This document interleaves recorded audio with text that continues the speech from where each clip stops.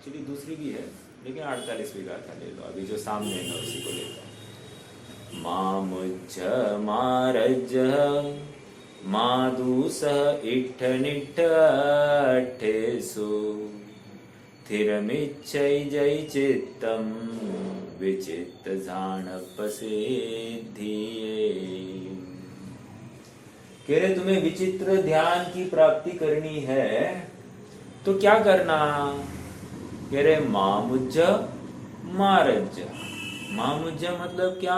मोह मत करो, और रज मतलब द्वेष मत करो। हाँ, और अर्थात तुम पदार्थों में, अर्थों में इष्ट अनिष्ट बुद्धि को त्याग दो, और त्यागने के बाद क्या करना? अपने चित्त को स्थिर करो, और ऐसा स्थिर चित्त ही तुझे अनेक प्रकार के ध्यान उपयोग को प्राप्ति के लिए कार्यकारी होगा। अनेक प्रकार का ध्यान मतलब ध्यान तो एक ही प्रकार का होता है, लेकिन जिसको व्यवहार के अनेक प्रकार, पिंडस्थ, रूपस्थ आदि आदि जो अनेक प्रकार के ध्यान बताए गए हैं, उन सभी ध्यानों की अगर सिद्धि करनी है, उनका मूल फाउंडेशन जो है, तुम मोह मत करो, द्वेष मत करो, अर्थात पदार्थों में इष्ट अनिष्ट कल्पना छोड़ दो। और ये छोड़ते हुए क्या करना? तुम अपने चित्त को स्थिर करो। देखो, चित्त को स्थिर करे बिना काम नहीं होता।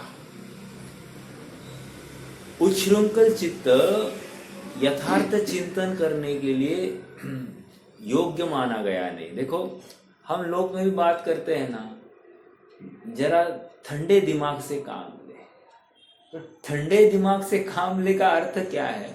ठंडे दिमाग से काम ले का अर्थ यह है कि तुम आकुल चित्त, उत्तेजित होकर तुम गलत निर्णय ले सकते हो, और तुम्हारा, अगर तुम्हें यथार्थ फल की प्राप्ति करनी है, तुम उत्तेजित मत हो, शांत हो जाओ, और जितने शांति से तुम प्रसंगों को देखोगे, समझोगे, उससे तुम्हारे कार्य विशेष सिद्ध होंगे।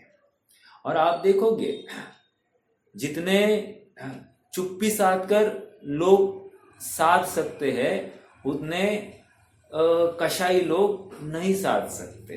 कशाई लोग मतलब गुस्सा, ओ मैं ये ने अभिप्राय की बात बाजू को रख रहा हूँ।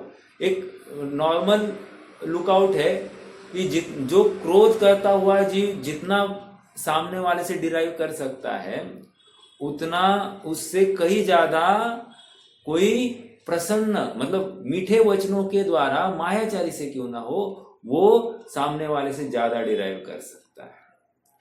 कौन मायाचारी है, कौन क्या है, किसको कौन सा बंद होगा, ये बात नहीं कर रहा, एक लौकिक व्यवहार की बात कर रहा हूं। जब व्यवहार में भी ये बात योग्य है, तो फिर परमार्थ में तो ये 100% ठीक है। ये अच्छा और ये बुरा, ये करने की कल्पना करना ही मेरे लिए बहुत दुख का कारण है। आलिंग ग्रहण की चर्चा अपनी हो गई है, लेकिन मैं थोड़ा सा 20वें बोल के निरूपण में समाधानी नहीं था तो मैंने सोचा कि 20वें बोल के ऊपर थोड़ी सी चर्चा कर लूं और फिर अपन आगे बढ़ जाए।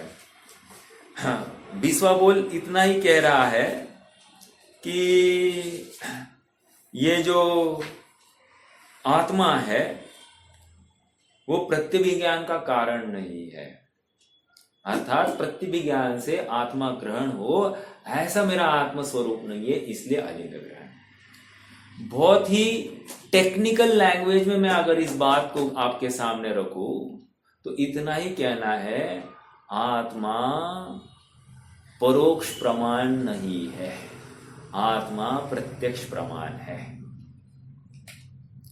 अगला प्रश्न इमीडिएटली हो सकता है, साहब अभी तो मेरे पास मतिश्रुत ज्ञान है और आप आत्मा को प्रत्यक्ष प्रमाण कह रहे हो। हाँ, हम प्रत्यक्ष प्रमाण कह रहे हैं।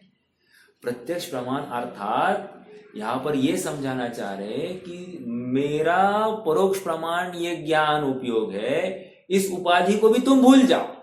एक दूसरी बात यहाँ पर कह रहे हैं, ये छद्मस्त है, इस उपाधि को भी तुम भूल जाओ। ये कुछ याद कर करके भी आत्मा को मतलब वस्तु को ध्याता है, इस विकल्प को भी तुम शून्य कर दो।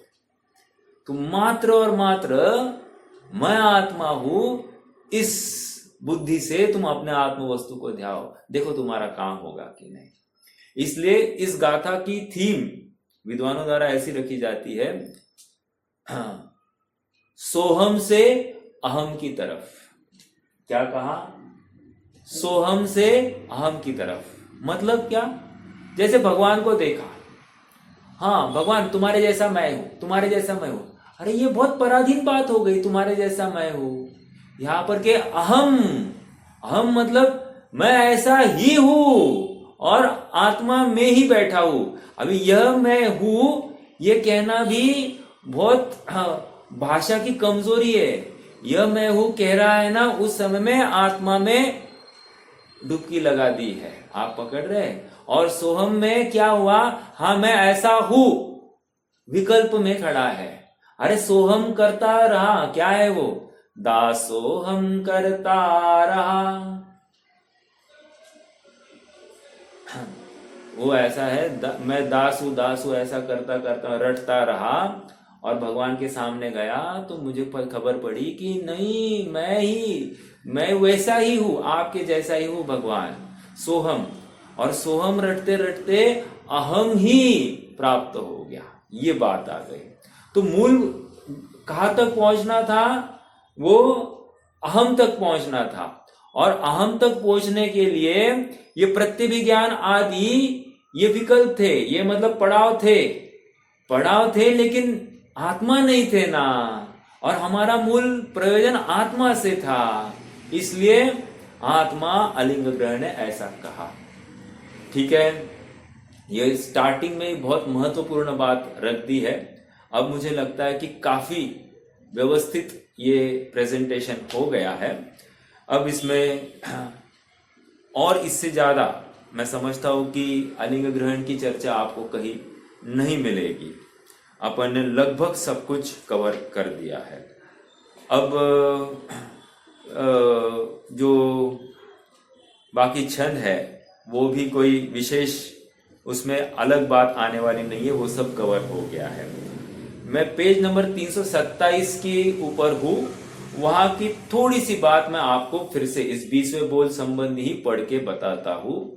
और अभी जो मैंने चर्चा की उसके साथ कोरिलेट करने की कोशिश करना। कोरिलेट करना मतलब यहाँ थोड़ी सी अलग बात होगी, मैं विश्लेषण तो रखूंगा ही रखूंगा। देखो 20वां पेज नंबर 327 पर आ जाइए आप एक। और दूसरी बात, बीचों बीच से मैं पढ़ना चालू करूंगा, अर्थात तीसरा पैराग्राफ के बीच में से। तीसरा पैराग्राफ है और उसके भी बीच में से मैं पढ़ रहा हूं, है ना। देखो यहां 20वें बोल में कहते हैं कि, मिल रहा है सबको? देखो फिर से उपयोग देकर पढ़ना, सुनना। कहा गया भाई? हाँ, यहां 20वें बोल में कहते हैं कि एक समय की पर्याय में त्रिकाली द्रव्य का अभाव है। पॉइंट नंबर 1, एक समय की पर्याय में त्रिकाली ध्रुव का अभाव है। विचार कीजिए, आंखें बंद कीजिए, ये एक पर्याय एक समय की, और उस ज्ञान पर्याय में, मैं ज्ञान पर्याय ले रहा हूं तो ज्ञान पर्याय में अनंत गुणों की समस्त पर्याय उस ज्ञान पर्याय में गर्भित है, ये समझकर ही आप उसका भाव भाषण करना। तो इस ज्ञान पर्याय में त्रिकाली ध्रुव का अभाव है। त्रिकाली ध्रुव क्यों? त्रिकाली ध्रुव वहां बैठा, 8वें नय का विषय, दृष्टि का विषय, उसका वर्तमान पर्याय में अभाव है। समझ में आया? और ये शुद्ध पर्याय की बात चल रही है, निर्मल पर्याय की बात, मतलब वो शुद्ध पर्याय मतलब क्या? वो केवल ज्ञान की पर्याय, सम्यक दर्शन की पर्याय, उसको शुद्ध पर्याय की बात कर रहा है। ठीक है, तो इस शुद्ध पर्याय में कह रहे त्रिकाली ध्रुव का अभाव है। ओके, अब आगे देखो, ज्ञान गुण की पर्याय, एग्जाम्पल दे रहे, ज्ञान गुण की पर्याय में त्रिकाली ज्ञान गुण के आधार से नहीं है। अब महत्वपूर्ण बात है, वेरी वेरी इंपॉर्टेंट। मतलब ये ज्ञान गुण वर्तमान में जो प्रकट हुआ है, जितना भी उगाड़े, जैसा भी उगाड़े, जो तुमको लगता है वैसा कहो। हालांकि ज्ञान गुण मतलब या जानन की ही बात करना चाहते हैं। ठीक है, इस जानन में और त्रिकाली ध्रुव ज्ञान गुण में क्या है? कह रहे तदाभाव है। तदाभाव है मतलब क्या? ये इस त्रिकाली ध्रुव के कारण ये ज्ञान गुण प्रकट नहीं हुआ। ये वर्तमान जो जाननपना हुआ है ना, ये इस त्रिकाली ध्रुव की वजह से नहीं प्रकट हुआ है। ठीक है, आगे ज्ञान गुण की पर्याय त्रिकाली ज्ञान गुण के आधार से नहीं है, विशेष सामान्य के आधार से नहीं है। विशेष ये वर्तमान पर्याय वो विशेष, सामान्य वो सामान्य ज्ञान उसके आधार से नहीं। अब विशेष आप ले सकते हो, मति ज्ञान, श्रुति ज्ञान, अवधि ज्ञान, मन पर्याय ज्ञान, केवल ये विशेष ले लो आप, कोई प्रॉब्लम नहीं। तो ये विशेष सामान्य के आधार से नहीं है। एक समय की सम्यक ज्ञान की पर्याय विशेष अथवा केवल ज्ञान की पर्याय विशेष निरपेक्ष है। निरपेक्ष मतलब वो अपेक्षा नहीं रखती किसका? ज्ञान गुण सामान्य का की अपेक्षा नहीं रखती। हाँ, मतलब ये केवल ज्ञान अपनी ताकत से आया है, त्रिकाली ध्रुव का कुछ योगदान नहीं, ये कह रहे हैं यहाँ पर। हाँ, ये कहकर क्या समझाना चाह रहे हैं? ये कहकर ये समझाना चाहते हैं कि तू केवल ज्ञान का विकल्प मत कर, तू सम्यक दर्शन का भी विकल्प मत कर। वो ज्ञान पर है, अपनी सामर्थ्य से स्वयं प्रकट होने वाली है।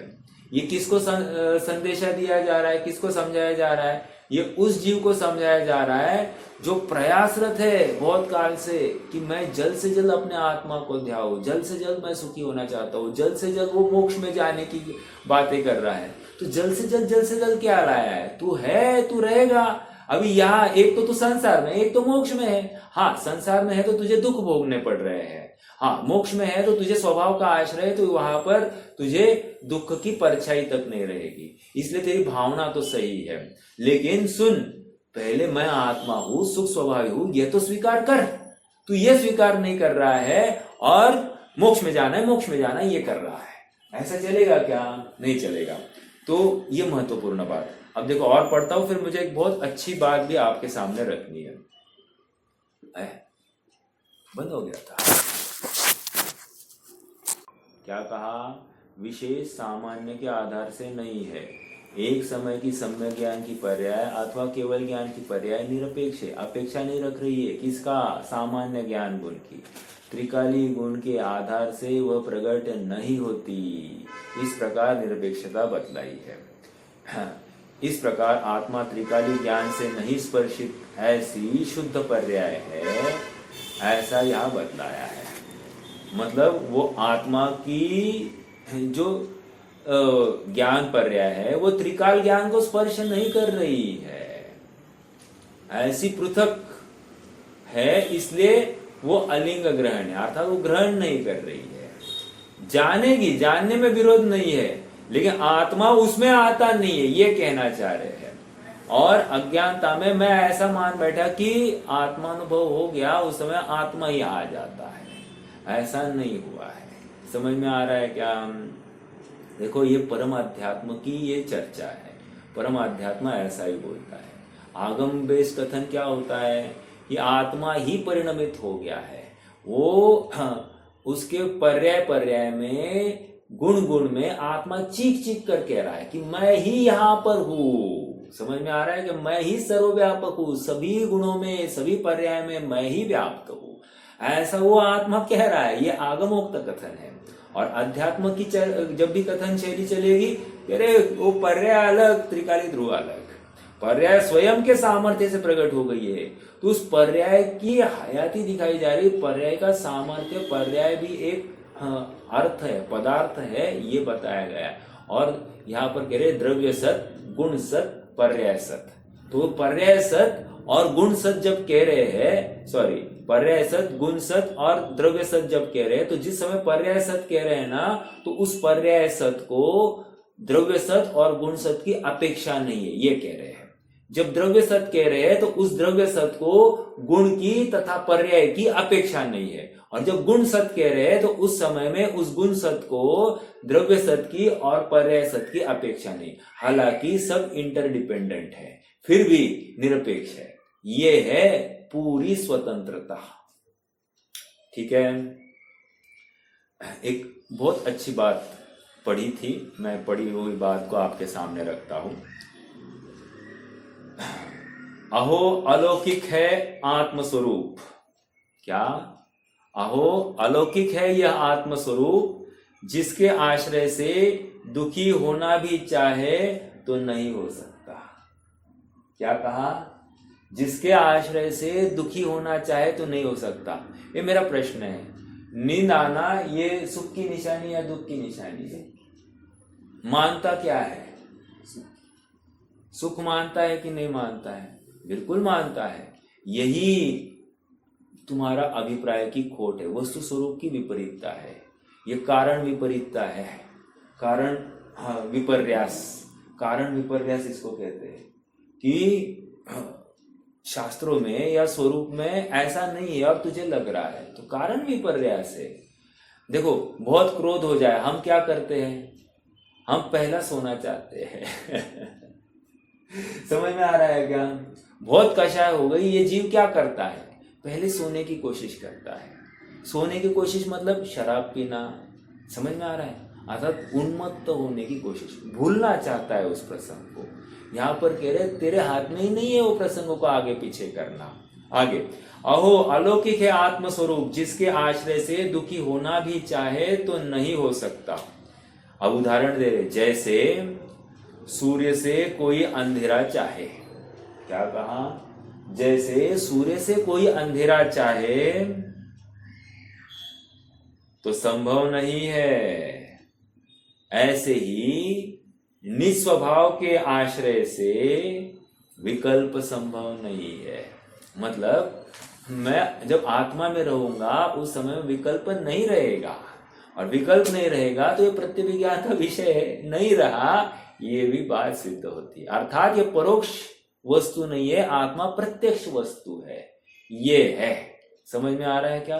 परोक्ष वस्तु नहीं है, प्रत्यक्ष वस्तु है, ऐसा यहां पर समझना। ठीक है, चलिए, कोई प्रश्न है 172वीं गाथा संबंधी तो आप रख सकते हैं, नहीं तो अपने को एक कदम आगे बढ़ना है।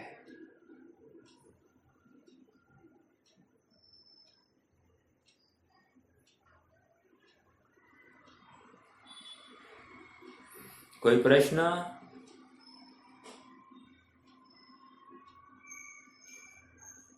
नहीं है, चलेंगे आगे। 173, 174। अब थोड़ा सा इंटरेस्टिंग भी कहो, थोड़ा ढीला भी कहो। उपयोग ढीला नहीं करना, लेकिन प्रकरण भी इंटरेस्टिंग है, अपने आप में रुचिकारक है।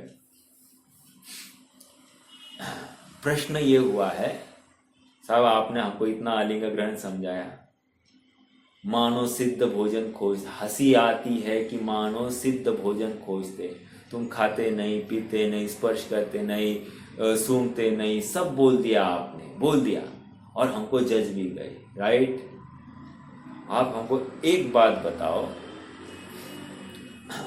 आत्मा में जो स्पर्श गुण है ही नहीं, क्या कहा? क्या कहा?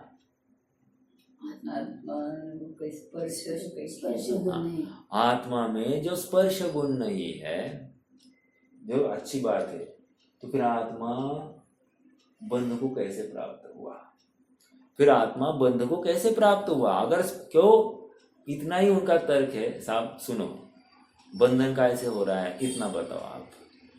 तत्वार सूत्रकार के पास जाएंगे तो कह रहे हैं स्निग्ध रुक्षादि गुणत्वात्, है, स्निग्ध और रुक्ष गुणों की वजह से। और क्या कह रहे हैं? द्विआदिक गुणानाम तु न जघन्य गुणानाम, ऐसे अनेक अनेक सूत्र वहां पर लगा दिए। किसके लिए? बंध कैसे होता है ये समझाने के लिए। राइट? हाँ, फिर इसको अब शंकाकार को शंका खड़ी हो गई, साहब ये क्वालिटीज मुझ में है क्या? नहीं। क्यों? किस में पाई जाती है? अचेतन पदार्थ में। मैं कौन हूँ? चेतन हूँ। आपने ही समझाया है, आपका ही चेला हूँ, समझ में आया। तो अब मुझे ये आप कृपया समझा दो कि मैं बंधन को कैसे प्राप्त हुआ हूँ। समझ में आ रहा है क्या? अर्थात ये बंध कैसा है कि मैं अपने आप को अटका हुआ महसूस कर रहा हूं। ऐसा क्यों लग रहा है? लग रहा है, मेरे शब्दों के ऊपर थोड़ा सा गौर करना। ये शंकाकार का शिष्य का प्रश्न है। कितना लॉजिकल प्रश्न है। और देखो गाथा कौन सी गाथा के बाद खड़ी की है, 172 गाथा के बाद ही ये खड़ी की है, राइट। जबकि 171 में 153 से 171 तक यही तो कह रहे आ रहे कि द्रव्य प्राण, भाव प्राण, ये आत्मा नहीं, आदि आदि सब बातें। फिर ये अपाच शरीर आत्मा नहीं है, यही तो समझाया। और फिर उसके ऊपर कलश लगा दिया। कलश मतलब शिखर रूप बात, शिखर के ऊपर कलश कि बाबा आत्मा अरस अरुम अरुम अगंधम, ऐसी सब बातें वहां पर आ गई। अब यहाँ पर फिर से प्रश्न खड़ा किया है साहब, फिर ये बंद कैसा है, किसने किया है, कहाँ हुआ है, क्यों भटका है, क्यों अटका है, आप बताओ तो सही। और आप हमको डराते क्यों हो, बंधन को प्राप्त होगा, बंधन को प्राप्त होगा, बंधन को प्राप्त होगा, क्यों डराते हो आप? अगर आत्मा बनता नहीं है तो आप डराते क्यों हो? पहले तो आप हमको ये जवाब दो। इसने आचार्य देव को फाइल पर ले लिया है। तो अब आचार्य देव अभी देखो उपदेश देंगे। अभी बहुत अच्छा टीका में भी बहुत अच्छा निरूपण है और गाथा अपने आप में बहुत ही इंटरेस्टिंग है। देखो अपन पढ़ते हैं पेज नंबर 337 पर आ जाइए। 337 गाथा 173 और 74 क्या कह रहे हैं देखिए। विगत 172वीं गाथा में यह स्पष्ट किया गया है कि आत्मा अरस है, अरूप है, अगंध है और अस्पर्श है। अतः अब प्रश्न उपस्थित होता है कि अरूपी आत्मा का रूपी पौद्गलिक कर्मों के साथ बंध कैसे हो सकता है। ऐसा नहीं कहा कि पुद्गल आत्मा को कैसे बांधता है, नहीं, बंध कैसे हो सकता है, प्रश्न किया है। उत्तर आगामी 173-74 गाथा में इस प्रश्न को उपस्थित कर उसका समाधान प्रस्तुत किया गया है। गाथा मूलतः इस प्रकार है, देखो अपन गाथा पढ़ते हैं। मुत्तोरुवादि गुणो बज्जदि फासे हिम अन्नम मन्ने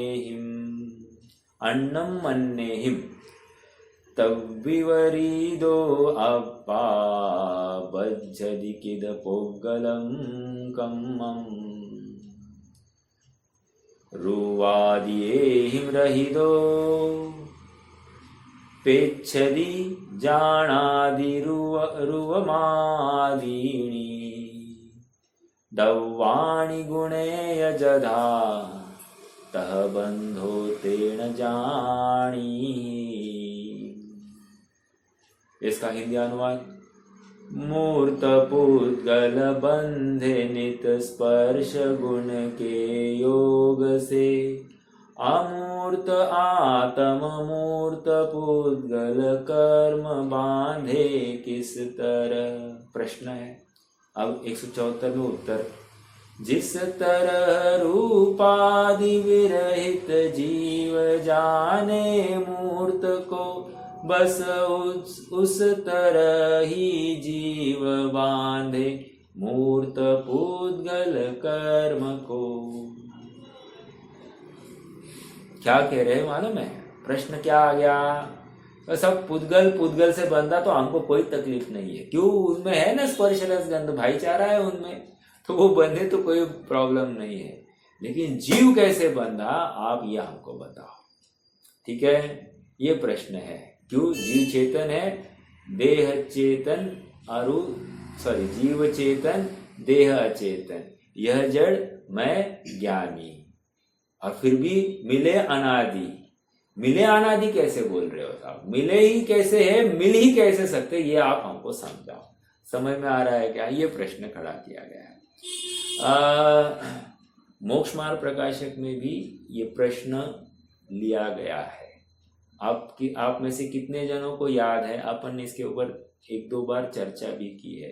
कोई बता सकता है कौन से अधिकार में है? मात्र अधिकार बोल देंगे तो we are be happy, more than happy.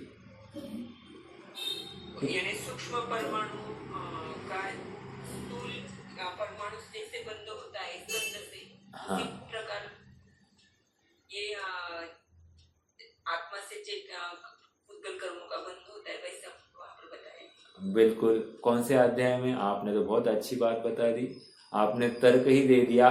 क्या तर्क दिया है पंडित जी साहब ने? हाँ, अध्याय बोल सकते हैं क्या? वैसे नहीं बोले तो कोई बड़ी बात नहीं, मूल प्रयोजन की बात। हाँ, राइट राइट राइट, दूसरा अध्याय। सभी आत्मार्थी जनों का अनुरोध है, थोड़ा बहुत ऐसे विशिष्ट बिंदुओं का विशेष ख्याल रखकर अपने धारणा में ही बिठा दे। अर्थात जिनवानी को अपने धारणा में बिठाना ये बहुत बड़ी कला है, रुचि है। और सुनो, यही धारणा प्रत्यभिज्ञान का विषय बनती है, और यही प्रत्यभिज्ञान आत्मानुभव का निमित्त बनता है। लेकिन प्रत्यभिज्ञान तक ही नहीं आया विषय, तो आगे जाएगा कैसे? सब फिर अंधेरा ही अंधेरा दिखेगा। क्यों? अंधेरा ही हमेशा प्रत्यभिज्ञान का विषय बन रहा है। समझ में आ रहा है क्या? नहीं समझ में आया? नहीं समझ में आया? अरे आंखें बंद कर दी, क्या दिखाई देगा? कुछ नहीं ना। तो कुछ नहीं है, किसने जाना? आत्मा ने जाना, बराबर। लेकिन अंधेरा तो दिखाई दिया कि नहीं? तो कुछ नहीं क्या बोल रहे हो? अंधेरा है ना, तो अंधेरा की हयाती है ना। और किस में जानने में आई? आत्मा में जानने में। तो मैं हूं ना, हूं, बस। ये बहुत बड़ी बात है, और यही मैं हूं। जहां पर अंधेरा जानने में आ रहा है वही मैं हूं, ज्ञान का पिंड। देखो, जहां पर मैं खड़ा हूं ना, वहीं पे मुझे आत्मा मिलना चाहिए, और है। आप देखने की कोशिश करो, और देखते ही उसके साथ तद्रूप हो। मात्र हाँ है ना, है ना कहकर नहीं काम होगा। है ना कहकर आत्मानुभव क्यों नहीं कर रहा है? क्योंकि रुचि नहीं है। हाँ है ना, थर्ड पर्सन जैसा है ना, वैसा मैं हूं ना। तो हूं ना कहकर इसको रुचि क्यों नहीं आ रही है? जैसे यहां पर खजाना रखा है, मान लो मेरे एक रिलेटिव है, उनकी माताजी का देहांत हो गया। देहांत होने पर उनकी माताजी ने उनको स्वप्न में आकर साक्षात्कार दिया। क्या? बेटा, इस खोली में इस जगह पर सोने का डिब्बा गड़ा है।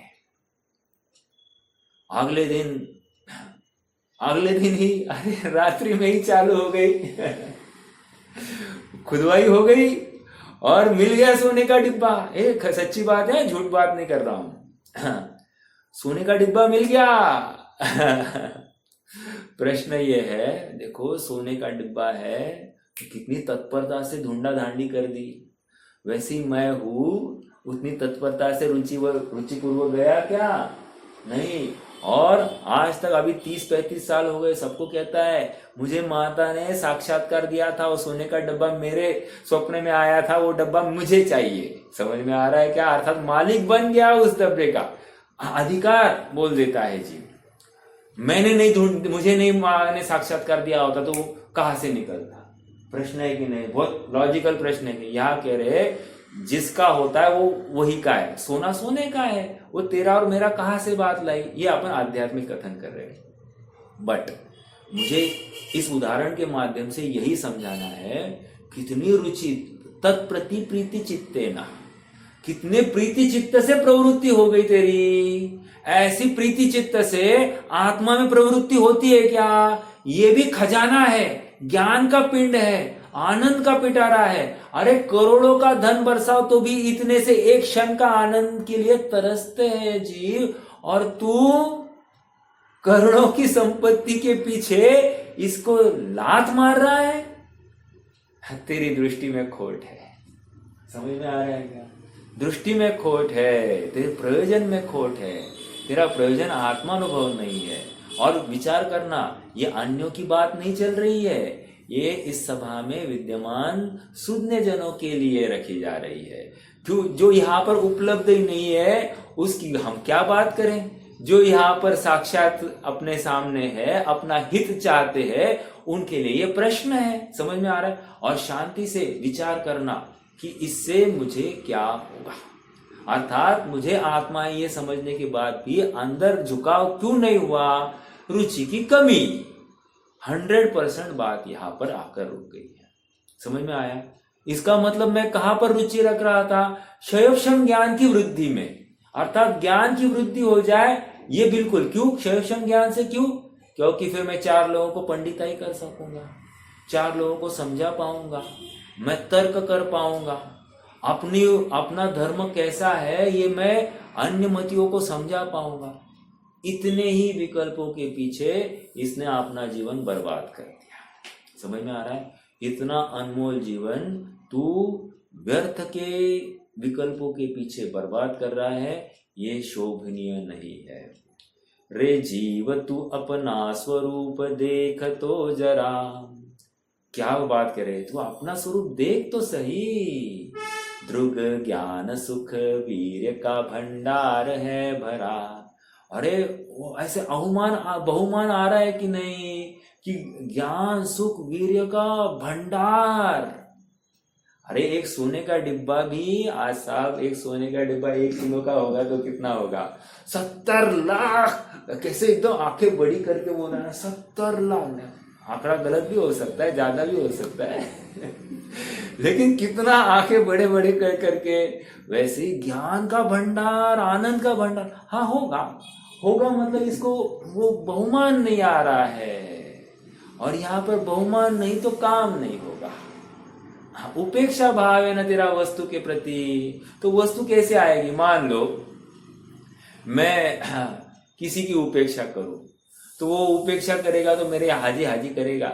नहीं करेगा। उसी प्रकार मैं आत्मा की उपेक्षा कर रहा हूं तो वो मेरी हाजी हाजी करेगा? नहीं करेगा। समझ में आ रहा है क्या?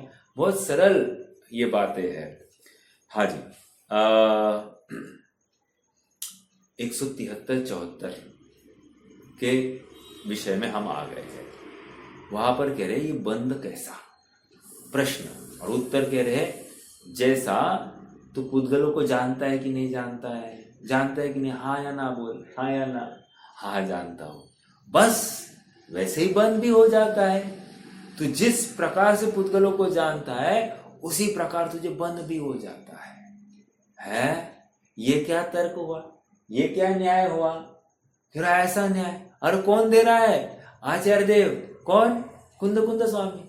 अरे वो नींद में थे क्या? ये क्या है? ये कोई तर्क है? हमको तर्क भी समझ में नहीं आया तो अब इस तर्क को थोड़ा सा खुलासा अमृतचंद्र स्वामी करने वाले, देखेंगे अपन क्या कह रहे हैं। देखो वैसे पंडित टोडरमल जी ने भी प्रश्न खड़ा किया, अमूर्तिक आत्मा का मूर्तिक कर्म के साथ बंधन कैसे? और वहां पर जैसे भाभी ने कहा कि जिस प्रकार आदि गुणों मूर्तिक द्रव्य के रूपादि गुण है। बज्जदि स्फासेहिम अन्नमन्नेहिम, अन्नम अन्नेहिम, अन्य अन्य में बंद क्यों हो रहा है? फासेम स्पर्श के कारण। देखो पुद्गल द्रव्य के स्पर्श रस गंध वर्ण आदि आदि अनेक गुण है, राइट? स्पर्श के भी भेद 8, राइट? 8 में भी 2 कौन? स्पर्श के भी 2 कौन से? स्निग्ध और रुक्ष। इतने ही है बंध का कारण। वो हल्का भारी रूखा कठोर नरम, ये उष्ण ठंड, ये बंध का कारण नहीं है। खाली रूखा चिकना इतना ही बंध का कारण। देखो तव्विवरिदो अप्पा बज्जरि किद पोगलम कम्मम। तो ऐसा आत्मा तब विपरीदो मतलब क्या? उससे विपरीत। किससे विपरीत? उस मूर्तिक पदार्थ से विपरीत मेरा आत्मा। वो मूर्तिक पदार्थ कैसा है? रूपी गुणों से युक्त है, और इससे विपरीत मेरा आत्मा रूपी गुणों से रहित है। समझ में आया? तो कह रहे हैं ऐसा आत्मा बज्जदि किद पोगलम कम्मम, बंधन को किस प्रकार, पुद्गल कर्म से बंधन को किस प्रकार प्राप्त हुआ, तर्क समझ में आया। 173 गाथा। अब 174 गाथा। रुवादि एहिम रहिदो, क्या कह रहे हैं, रुवादि एहिम रहिदो मतलब क्या, रूपी गुणों से रहित है। कौन, पेच्छदी जानादि रूवमादिनी। पेच्छदी मतलब देखता है, जानदी मतलब जानता है। कौन, रूवादि गुणों से रहित ऐसा मेरा आत्मा क्या कर रहा है, पेच्छदी मतलब देखता है, जानदी मतलब जानता है। क्या, रूवम आदिनी, रूपादि पदार्थों को जान रहा है कि नहीं। ये आज की सब्जी में नमकीन है, आज की सब्जी में नमक कम है, मिर्च ज्यादा है, अमुक तमुक सब कहता है कि नहीं, कर रहा है कि नहीं। मैं मोटा दुबला हो गया, ये कह रहा है कि नहीं। मैं काला गोरा हो गया, ये कह रहा है कि नहीं। मेरा बाल सफेद हो गया, ये कह रहा है कि नहीं। मेरे बाल झड़ गए, ये कह रहा है कि नहीं। कैसे कह रहा है, कह रहे आत्मा जिस ज्ञान से जानकर ये कह रहा है ना, जैसा जान रहा है ना, ऐसा कि ये कम हो गया, ये ज्यादा हो गया, ये सब हो गया, जिस प्रकार जानता है उसी प्रकार। अब क्या, दवाणी गुणे, क्या है, रुवादि एहिम रहिदो पेच्छदि जानादि रूवमादिनी। दवाणी गुणे यजधा तह बंधो तेन जानी। बस उसी तरह जैसा जाना है ना, उसी प्रकार वो बंध को प्राप्त हो गया, ऐसा तुम जान लो।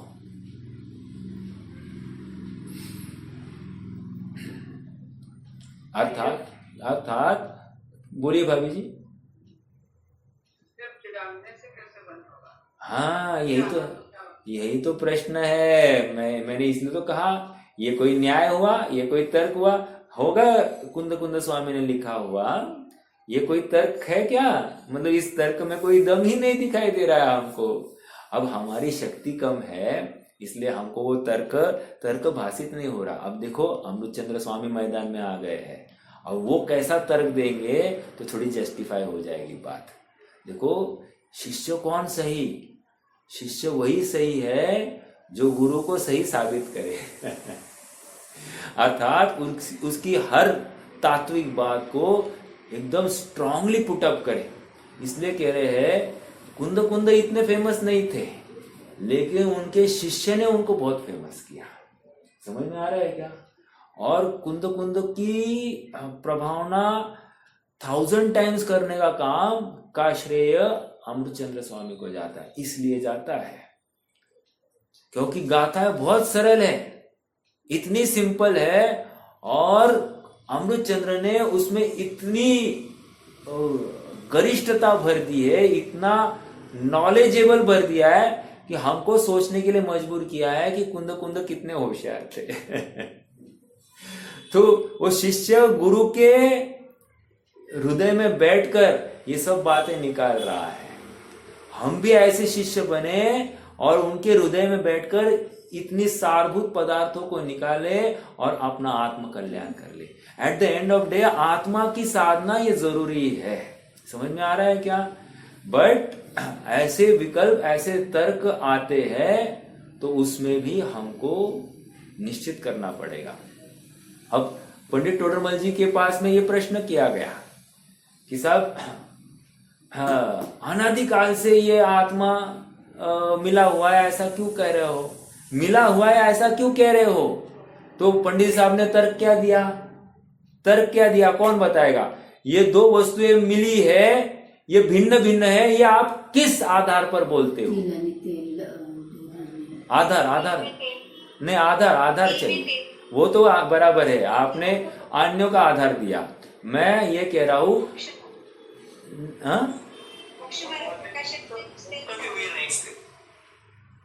हाँ रोहित भैया क्या कह रहे हैं आप।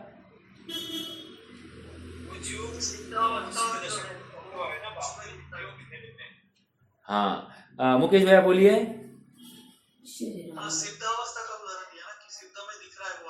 हाँ, भिन्न हुए तब जाना भिन्न है।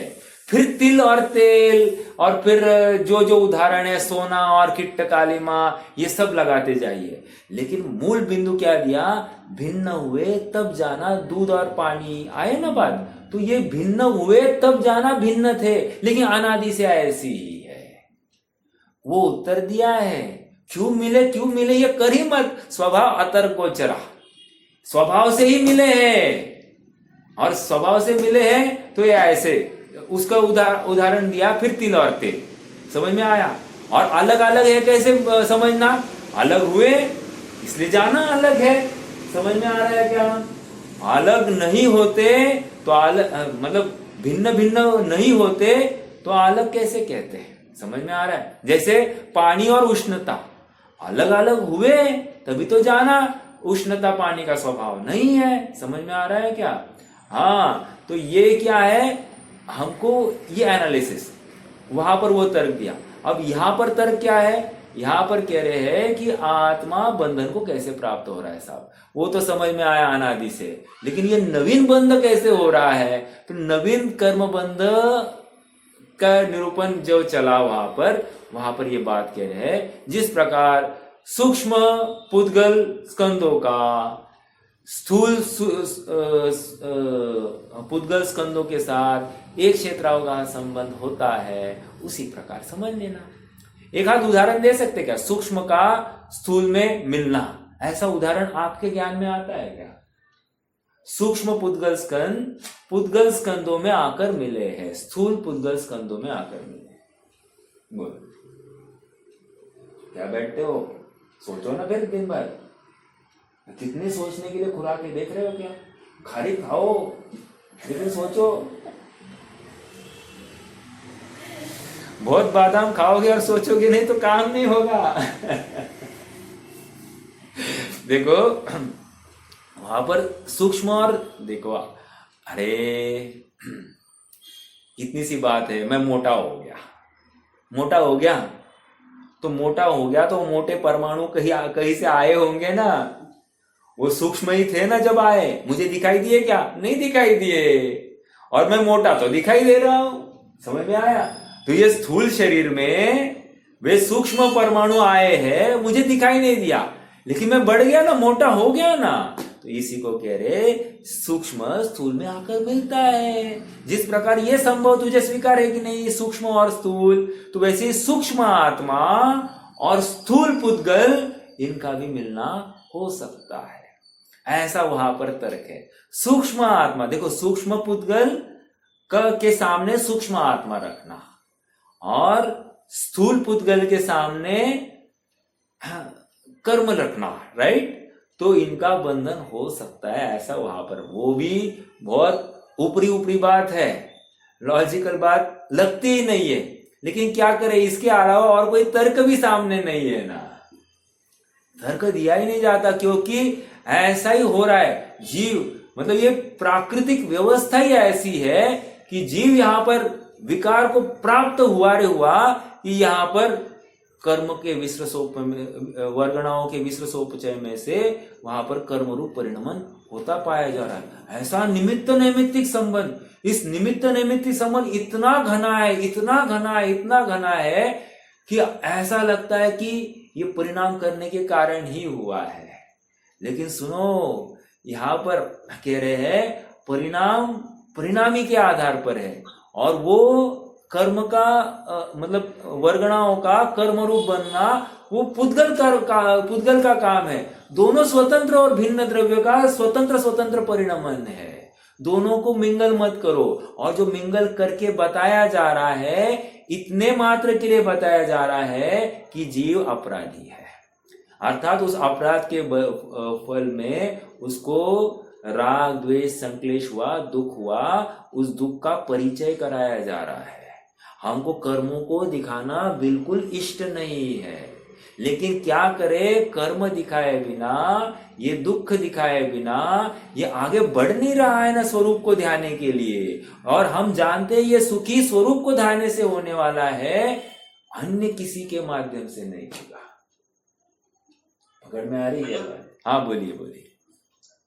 हाँ भैया, कुछ गाथा में एक बात आई थी, इसी तरह का भाव था उसमें। हाँ, कि आत्मा के साथ पूतगल जैसा बनता है, तो उसमें जैसे पूतगल में स्निग्धता के कारण बॉन्ड बनता है, बंध होता है, राइट वैसे आत्मा के राग भाव को स्निग्ध रूप कहा गया के उसको राइट, उसमें बंध का कारण बनता है। बिल्कुल बिल्कुल तो यहाँ पे तो थोड़ा सा अलग बात आई है। नहीं नहीं नहीं नहीं, यही बात कहेंगे टीका में। अब यही आप कह रहे स्निग्ध को सॉरी राग को स्निग्ध कहेंगे और द्वेष को रुक्ष कहेंगे। और देखो ये स्निग्ध और रुक्ष गुण आत्मा में भी पाए जा रहे हैं और इसलिए आत्मा बंध को प्राप्त होगा, ऐसा बताएंगे आप। ठीक है, देखो पढ़ते हैं ना, अपन पढ़ते हैं तो और अच्छी बात आएगी। ये समझ में आ रहा है क्या? देखो गाथा पढ़ते ही इतना इंटरेस्टिंग नहीं होता, लेकिन जितनी चर्चा के लिए आपका इंटरेक्शन बढ़ जाएगा तो उसमें विषय ज्यादा खुलता है। समझ में आ रहा है क्या? तो अपनी प्रेजेंस, अपनी हयाती को अपन जस्टिफाई करें कि इससे और खुलने के अवसर अपने को ही यहाँ पर रखने हैं। तो प्रश्न करते रहो तो अच्छा लगेगा। हाँ बोलिए। ये जो टॉपिक का आपने उदाहरण दिया वो तो खुद नहीं हुआ ना, उसमें तो परिणाम का भी कुछ बिल्कुल सही है, बिल्कुल सही है। देखो आज हमने मोक्षमय प्रकाशक को अब पढ़कर कितने दिन हो गए, उसके बाद ऊपर हमने कुछ पढ़ाई भी की होगी, अन्यों को और सुना होगा, लेकिन तभी भी हमको ये स्ट्राइक नहीं हुई। आज हमको स्ट्राइक हो गई ये बात, बिल्कुल सही है। अब ये बात जितने, इसका मतलब क्या है मालूम है आपको? जितने बार हम एक विषय का जितना चिंतन करेंगे उसमें से प्रत्येक समय में नवीन नवीन नवीन नवीन बोध आते जाएंगे। मेरा ही ज्ञान इतना सक्षम होता है कि उसमें से कुछ कमियां निकालने के लिए समर्थ हो जाता है। आप समझ रहे हैं क्या? ज्ञान की महिमा आ रही कि नहीं अपने को? आ रही है, आ रही है, आनी चाहिए। देखो ये लिखा, अरे उन्होंने लिखा मतलब सही होगा, बराबर है कि नहीं? कोई एक स्थूल बुद्धि वाला क्या करेगा? आचार्य ने लिखा है सही होगा, blindly follow, don't ask why, no. लेकिन वह अपेक्षा क्या है, इसके ऊपर चिंतन करने वाला ही सच्चा खोजी जीव है और उसको कुछ मिलता है। समझ में आ रहा है क्या? और आगम की कथनी को संधि मिलाने की कोशिश करना। सर तुमचा माइक म्यूट करता का? हाँ थैंक यू। आगम की कथनी की संधि मिलाने की कोशिश करना, उसमें विघटन करने की बात नहीं करना। विघटन मतलब क्या? हाँ, उसमें से कुछ विपरीतता या विकृति बाहर नहीं निकालना, उसमें से अपना हित कैसे होगा, वितरकता कैसे आएगी, इसका विचार करना। आज आपके साथ, चलो आपके साथ में एक बहुत अच्छी बात मैं शेयर करता हूँ। मैं ना आज सचिन जी से बात कर रहा था, तो बात करते करते ना हमारी क्षमा के ऊपर चर्चा हुई और उनका ये कहना आया कि क्षमा का स्वरूप सचमुच आज समाज जान नहीं रहा है। जैसा क्षमा का स्वरूप है उससे कोसों दूर है समाज। हमको क्या लगता है, उत्तम क्षमा ये क्षमा, या सामने वाले ने उसको प्रतिक्रिया नहीं दी, रिस्पॉन्ड नहीं किया तो क्षमा नहीं धारण की है, अर्थात उसमें कषाय भरी है। ये दो ही निष्कर्ष पर हम आ जाते हैं। सामने वाले ने रिस्पॉन्ड नहीं करना तो वो तीव्र कषाई, और हमने क्षमा मांगी मतलब हम मंद कषाई, ऐसा हमको लगता है। हालांकि यहाँ पर क्षमा का स्वरूप ऐसा है ही नहीं। हाँ देखो एक एग्जाम्पल देते हैं। एग्जाम्पल ऐसा है, जैसे मैंने कहा कि मान लो कि किसी ने मेरे साथ दुर्व्यवहार किया, उस दुर्व्यवहार में मैंने उनके साथ में संपर्क नहीं किया। संपर्क मतलब उनसे अपनी वार्ता को या उनसे संबंध ही स्थापित नहीं रखा, तो ये मेरा उनके प्रति गुस्सा है। तो उन्होंने मुझे तर्क दिया। तर्क ये दिया, हमको जब पता चला कि ये सांप जहरीला है और एक बार इसने हमको काटने की कोशिश की है, हम बच गए हैं इनसे, इनके दंश से, अब दूसरी बार हम क्यों सांप के समीप जाएंगे? उदाहरण देखो, उदाहरण, क्यों हम उस सांप के समीप जाएंगे? नहीं जाएंगे। और इसी को हम क्षमा कह रहे हैं। हमारी बुद्धि व्यवस्थित हो गई, हमने अपने उपयोग से उनको हटा दिया, अपने विकल्प से उनको हटा दिया, बस हमारी बुद्धि व्यवस्थित हो गई है। अब हमको उनसे कोई मतलब विशेष अपेक्षा नहीं है। समझ में आ रहा है क्या? ये है क्षमा। दूसरी बात कह दी, मान लो वो आपने को कहने आ जाए आई एम वेरी सॉरी, फिर आपको उनको क्षमा करनी चाहिए। तो दूसरा तर्क मैंने ये दिया, अगर हम नहीं क्षमा करें तो उन्होंने कहा, मैंने उदाहरण दिया जैसे यशोधर मुनि है, राइट। यशोधर मुनि के ऊपर श्रेणिक ने उपसर्ग किया और फिर उसने सॉरी बोल दिया, तो यशोधर मुनि ने तो उसको सद्धर्म वृद्धि रस्तु ऐसा बोल दिया। और मैं क्या यशोधर मुनि से बड़ा हूं कि मैं हाँ ओके सॉरी इतना ठीक है, माफ कर दिया, इतना भी नहीं बोलूं, तो मैं स्वयं को मुनि के ऊपर समझता हूं क्या? ये तर्क मैंने दिया। उनका समाधान ये था, देखो ये स्क्रिप्ट्स जो लिखी है ये किसने लिखी है? स्क्रिप्ट्स मतलब जितने भी प्रथमानियों की घटनाएं लिखी है, किसने लिखी है? अरे ये रागी द्वेषियों ने लिखी है। तो उन्होंने मनगढ़ंत ये सब स्टोरियां बनाई है। अब वो प्रैक्टिकली वैसी हुई होगी, ये किसने कहा तुमको? हाँ, at the end of day conclusion ये था कि श्रेणिक को सम्यक दर्शन हो गया। समझ में आया? हाँ, श्रेणिक ने उपसर्ग किया, ये बात भी सही है। श्रेणिक को सम्यक दर्शन हुआ, ये बात भी सही है।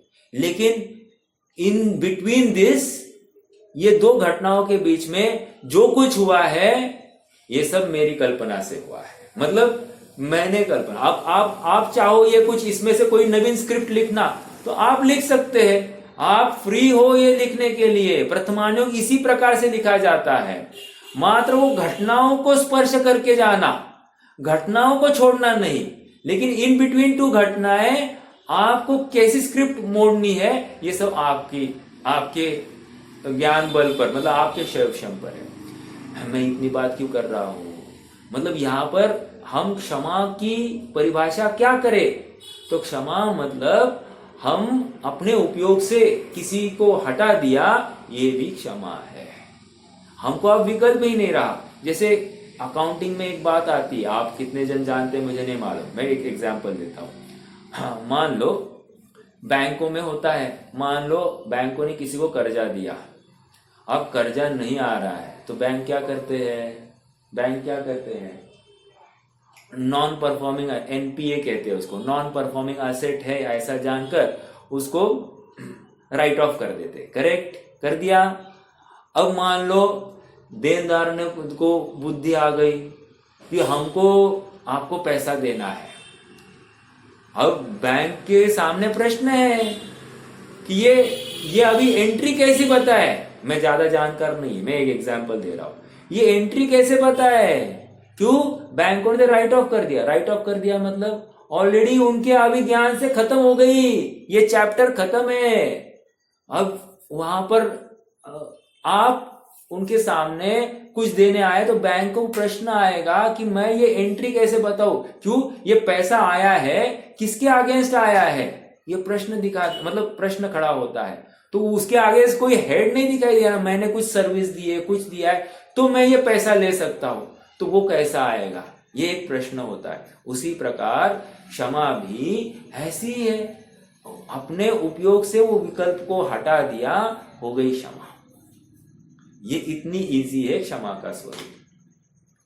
चलो, मैं तो थोड़ा सा फैल गया था, मुझे तो इतना ही कहना। देखो क्या होता है, अपने जीवन में कुछ अच्छी बातें अपने ज्ञान में आ गई, अपनी चर्चा में आ गई, तो मैं ये देखता हूं मैं आप सबके साथ में साझा करूं। क्यों?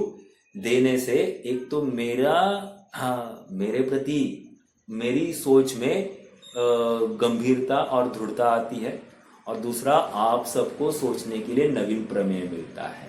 समझ में आ रहा है क्या? हम उसी कूपमंडक वृत्ति से आगे नहीं जाते, हमारे दृष्टिकोण में एकदम ब्रॉडनेस आ जाता है। आप पकड़ रहे क्या मेरी बात को? चलो,